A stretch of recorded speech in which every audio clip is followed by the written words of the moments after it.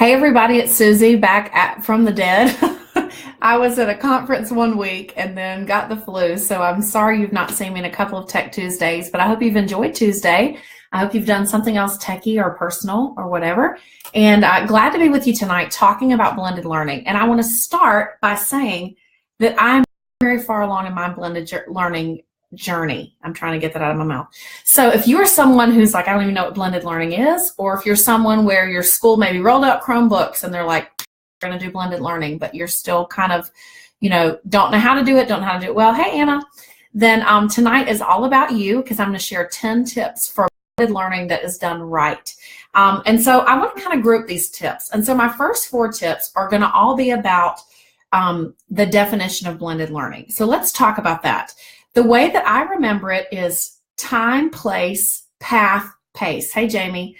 And so if you're trying to do blended learning, it's basically a combination of a teacher in the classroom and online, okay? I think probably the way I understood it, or when I was still in my classroom teaching high school, I maybe had online elements. Kids would get on their phones and we'd take quizzes, or we would, look up articles and do research online or things like that. But that's not really blended learning. Blended learning makes space for the teacher to get involved with the kids because the online is taking some of the load. And so again, my first 4 tips are going to be time, place, path, pace. So let's talk about what those mean. First of all, those are the 4 areas where students should have some control some of the time. So that does not mean that kids are always going to get to choose, I want to go to the beach and work on my work or whatever, but they are going to do time, place, path, pace, at least some of the time. So let's break those down. Let's talk about time. And wrote myself some notes just so I didn't forget anything. But students obviously are probably like adults. And I will be honest, if you would let me work every day from 8 to 11, maybe 12, then I feel like be just as productive as I am working the whole day. You know why? Because later in the day is just not my number one cup of tea kind of a thing.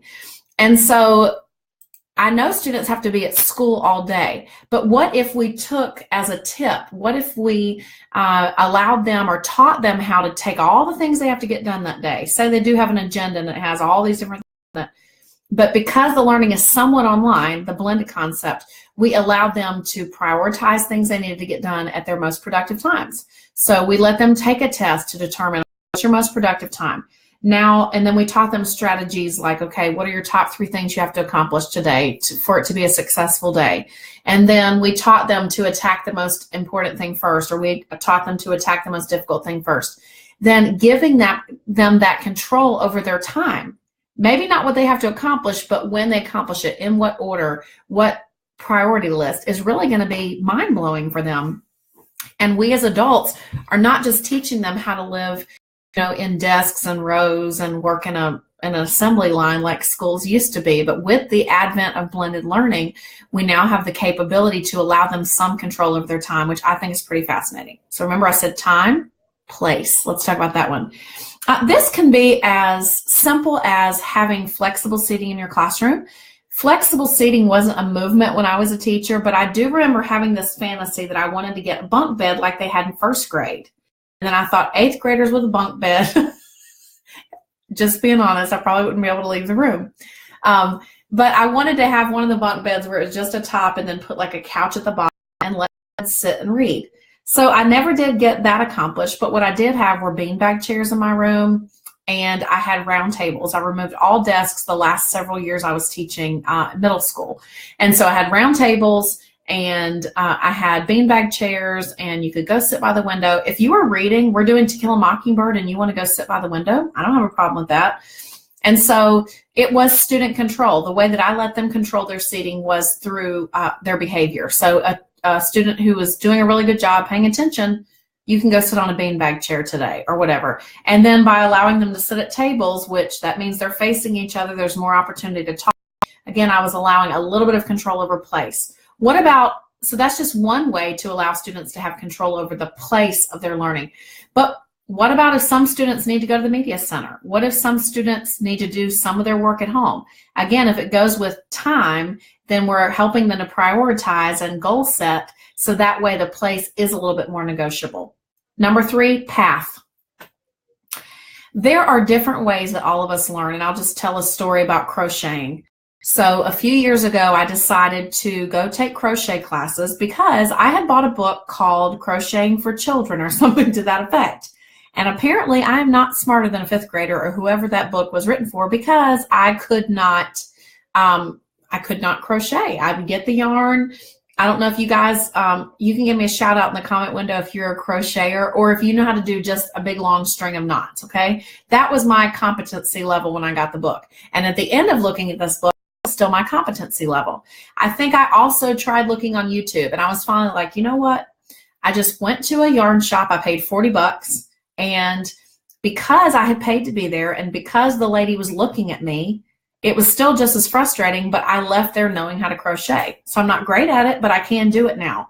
What does it have to do with kids and their place, or their path, excuse me? Some kids are going to be your video learners. Some kids are going to have to come up to the smartboard with you and do a lesson. Some students are going to have to do manipulatives or worksheets. Some students are going to have to revisit the same resource over and over. So if you give kids paths, and they can, as long as they can pass this test or do this project or whatever your end goal is for them, as long as they can do that, who cares how they get there? Who cares what their strategy is? So their path could be, watch this video, watch it again because I need it. Their path could be, let me take a pretest, ace it, and move on to the next thing. But you're giving them options in that area, and that is the third component of blended learning. And then number 4, pace. I know we all have standards to cover, but here's the deal.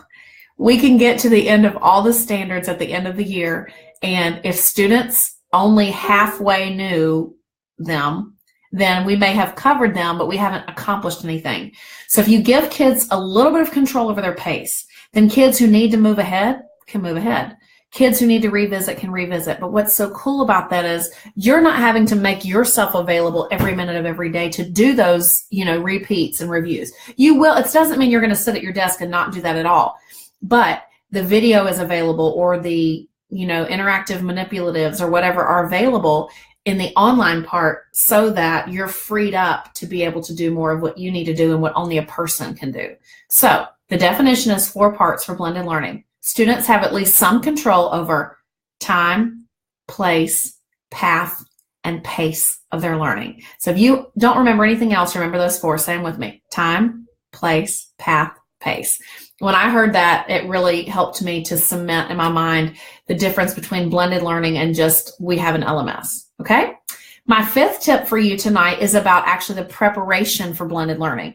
So now that you know what it is, here's what I want you to focus on as far as preparing for it. You want your learning management system, if that's what you're using. So if you're using OneNote Class Notebook or Teams, Microsoft Teams, or Google Classroom, or Canvas, like our district uses, whatever your learning management or content delivery system is for the online part of blended learning, you want that to be a one-stop shop. Whether your kids are in kindergarten or they're in 12th grade, you want them to believe that this one place has every resource they need, because you are the magnificent teacher. You know better than anybody how to curate content for them. You've delved into all kinds of resources, and you've pulled in the best of what they need, and you've put it in this one place. If they're going to get used to blended learning, which means they're not always going to be coming up listening to you, then they need to know that they go to that Google Classroom or that Canvas LMS or whatever it is for everything they need, to make an appointment with you, to contact you for your resources, whatever it is. So you've got to prepare them that way. And then also you have to prepare them for learning online. How do they learn online? I'm going to, at the end of this broadcast, or I have another broadcast right after this, so in the next hour or so, I'm going to be putting links over here to several blended learning workshops I went to at TCEA, which I'm going to refer to again in a minute. But also, I'm going to be putting a link to a module I created that teaches kids how to actually learn online. If they've never done that before, and if you're in a blended environment, that means at least some of the time they will be learning online, then they need to know how to do that. So things like time management and netiquette is what we used to call it. So I have that resource for you, and I will share it in comments as soon as we get done. Okay, so we've got 4 tips for definition-related things. We've got 1 tip for preparation. Okay, my next 3 tips are all about the benefits of blended learning. So number 6 is that you can buy back time. I want you to think of all the things that you have to teach, reteach, review over and over and over again. And if you're like me, you might have a couple ways that you can introduce that same topic, but you don't have like infinite ways. So pretty much if you've said it 2 or 3 different ways, you're like, okay, I'm spent on this. I don't know how else to explain object of a preposition, whatever it is, okay? So probably for students, what it's going to be is not a new way, but repeating the way. So tip number 6, buying back time. If you are learning at least part of the time online, that means that you can find whatever number of explanations you need, okay?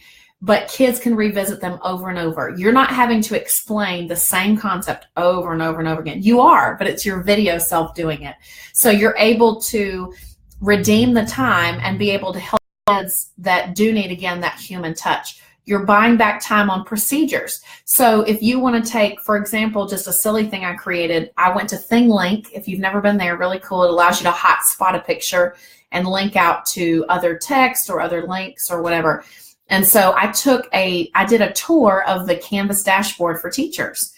Rather than always telling them, okay, here's how you go to settings and here's what it is, I have hotspots there. Now I can take that and I can embed that in my learning management system. So think about how you could do that for your classroom. Maybe you take a 360-degree image of your classroom and you put that on ThingLink and you hotspot, okay, here's what I want you to do when you need to sharpen your pencil. Here's what I need you to do when you want to turn in papers or find a no-name paper or whatever the topic may be. Then you have effectively bought back time from redelivering those procedures over and over and over again because you can store them in your learning management system, okay? Tip number 7 is related to that. It's cloning yourself. You may not have, I had students in my classroom at any given time who might be English language learners, who might have dyslexia, who might have learning disabilities, and that did not always mean, depending on their needs, it did not always mean that I had an extra teacher in the room. Okay. And so, or maybe I did have an extra teacher in the room, and I'm honest, there were times I had a fabulous teacher who could have taught just as well as me.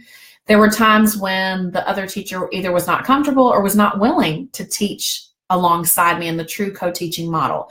So what's so cool about blended learning is that a part of that is you're able to clone yourself. I can be teaching a group on video while I'm teaching a group in person, while I'm delivering some other resource through a module. I mean, I can have multiple visions of myself without being Dolly the sheep. And I can, because part of the learning is online and part is face-to-face, I'm cloning myself. So tip number 7 is find ways to clone yourself. Again, whether that's video you created or video you found, find someone who teaches as well as you do, or teach it yourself on video. And then you've got this alternate universe almost where kids can access it at their own time, their own place, their own path, and their own pace. And you are cloning yourself without having to add somebody else to the salary. Number 8, this one is going to be a shout out to parents, and it's another benefit. Remember, on the benefits section of my tips, and this is going to be a shout out or something for you to help parents. I taught students with crazy parents. Have you ever taught any of those? Give me a shout out in the comments over there. However, I think the majority of parents I taught, even if sometimes they were misguided or didn't communicate exactly their concern in the best way, wanted to help their kids. I don't think most parents are like, man, I want my kid to fail today, or, you know, I want to do all the work for my kids or whatever. Some do. But another benefit of blended learning done right is that if you do it right, parents can help their kids. They're freed up. So for example, do, like I said, a little classroom procedure tour, not just for your students who forget, but also for your parents. Or for example, I created, or if I were teaching in the classroom, then I would create a tour of my Canvas LMS. Parents, I want you to see the calendar. I would create it myself, not just the instructional technology person do it, because I feel like it's a better connection when your parents hear from you. But I would actually do a video tour of Google Classroom or of Canvas Learning Management System or of Microsoft Teams or whatever it is. Show them the buttons. Tell them where you're putting everything. Number 2, be consistent. So I'm just going to use Canvas as an example. Canvas Learning Management System has a tool called modules. If I were a teacher in the classroom right now, and I'm doing this even when I teach teachers, I'm organizing everything in modules. So every time, all a parent has to do is go to the modules. This is the unit we're on. These are This is every bit of material you need. These are my vocabulary words. This is my quiz. This is my essay. Not so the parent can do the stuff, but so they can get on their kid about doing the stuff and they can actually help them. And then number 3, kind of a sub tip of this one in related to making it simple enough that parents can help, is anything extra, any extra feature that you can turn off because you're not using it, turn it off. If you were to look at the Canvas dashboard, I just keep going back to that as an example, but probably the same in Google Classroom. There are features that are really cool, as my friend Joy would say, Corvette type features. Features that I do intend to use at some point, but I'm not using them now. Turn off all of those buttons so when parents go, it's very clear. Oh, here's a calendar. Here's when things are happening. If I'm looking for the resources, here are my modules again. So tip number 8 for blended learning, keep it simple. Don't have a bunch of clutter in there. Be consistent. And even better than that, if you can get your team or your grade level or your department to be consistent with you so that parents know, you know what, every time my 8th grade child, every time I'm trying to help them with this learning management system or this online portion of the learning, I can find what I'm looking for. It's not hard and I'm not frustrated and not willing to try again. Okay? My last 2 tips are not exclusively related to blended learning. They are just good pedagogy, just best practice. So number 9 is going to be keep it engaging. No one, not even me, I haven't done any online classes for quite a few years, but no one enjoys reading something that is like a digital textbook. It's just been moved online. Or it's like a paper textbook just moved online. No one, no student wants to come to your LMS or your Google Classroom or whatever and see a PDF, a video. Oh my word. Make sure, and I talked about this on a previous week, that you break up into chunks. So whether that is you face-to-face, because remember, blended is teacher plus online coming together.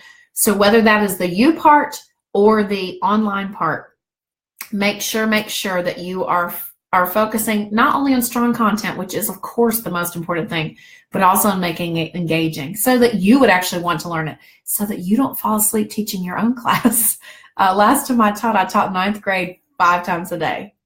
And so by the time I got to 7th period, I was like, y'all, did I already say this? I was bored with my own stuff. So if you can find a way to pep it up for you, I guarantee that you're going to have more enthusiasm and your students will too.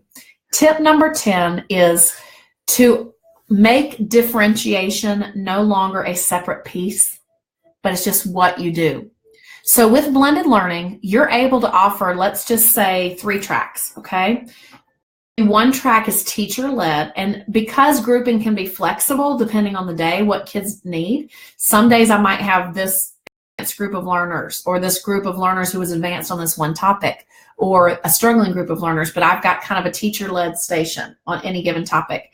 And then I also have maybe a video component and maybe I have a written component.